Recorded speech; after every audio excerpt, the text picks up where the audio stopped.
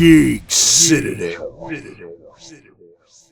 Welcome to Bullet Points, where I list what I liked and disliked about a game, so you can take my list, compile it with others, and see if you want to rent, buy, or watch the game on YouTube. I admit, I'm not a big fan of tower defense games. I don't see the appeal, but somehow Dungeon of the Endless drew me in. Maybe it's the roguelike tendencies and the dungeon crawling aesthetic, but I was instantly intrigued by what this game had to offer. You play as a slew of heroes who have crash landed inside of a strange dungeon. The goal is to explore and defend your ship's power generator as you head to the next floor. Does Dungeon of the Endless accomplish this combination of tower defense and RPG elements well? Let's find out in this bullet point review. The visuals in Dungeon of the Endless excels at providing a fluorescent sci-fi atmosphere to lose yourself in. The sleek pixel animations of characters and minimalist level design convey a truly splendid artistic wonder. Without a doubt, the wispy tones of the soundtrack carry the heroes on their way to adventure. It's a euphoric tickle of the ears that saturates us in unique and calming melodies. It reminds me of a few Chrono Trigger songs, and that, my friends, is high praise. The combination of RPG elements, roguelike mazes, and tower defense feels just right in Dungeon of the Endless. Each door leads to a room that is randomly generated on each play session. The use of a power grid structure to illuminate the area and fortify a room is fanciful fun.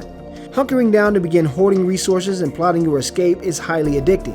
I always wanted to see what the next room had in store, even if it only led to more monsters. Opening doors count as turns that activate enemy waves, complete research, and restore skill-based moves for the heroes. It's an interesting take on turn-based strategy.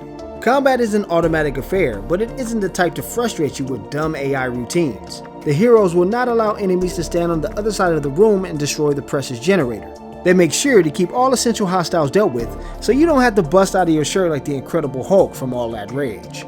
The heroes aren't necessarily deep characters in terms of backstory, but each of them have specific skill sets, designs, and animations to represent their personalities. It feels good to find a new survivor in the dungeon and bring them into the fold to discover what new abilities they bring to the team. The multiplayer allows up to 4 people to go online and survive some dungeons together. It copies the single player fairly well and gives each player their own resources for surviving the harsh monster attacks. Even though there are tons of variations on rooms, the areas begin to look extremely similar really quickly. This tends to be a problem with roguelikes in general, with the need to focus on indoor grid design. It can bog down the exploration experience when one place looks a little too similar to the last. Multitasking can be a pain in the butt when you're playing alone.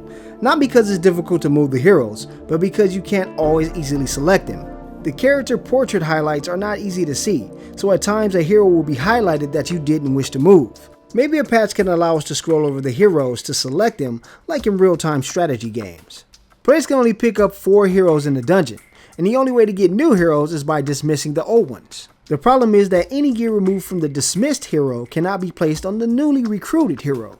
It can't even be sold to the merchant and basically clutters up the inventory window until the next dungeon is reached.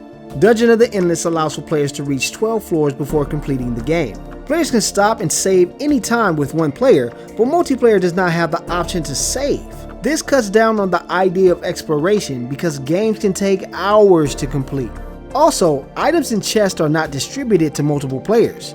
This would not be an issue if you could trade or drop loot for a dungeon companion. Lastly, you can invite other players to join a game, but the option to create a private match does not exist. I always feel bad having to kick someone out of my game because I wanted to save that slot for my friend.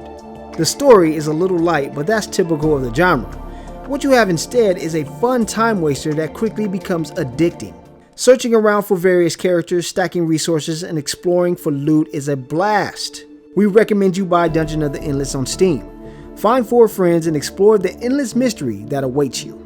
For more Geek Citadel plays and reviews, check out geekcitadel.com. Subscribe to us on YouTube, Google+, Facebook, Twitch, and Dailymotion. Thanks for watching, and we'll see you ladies and gents next time.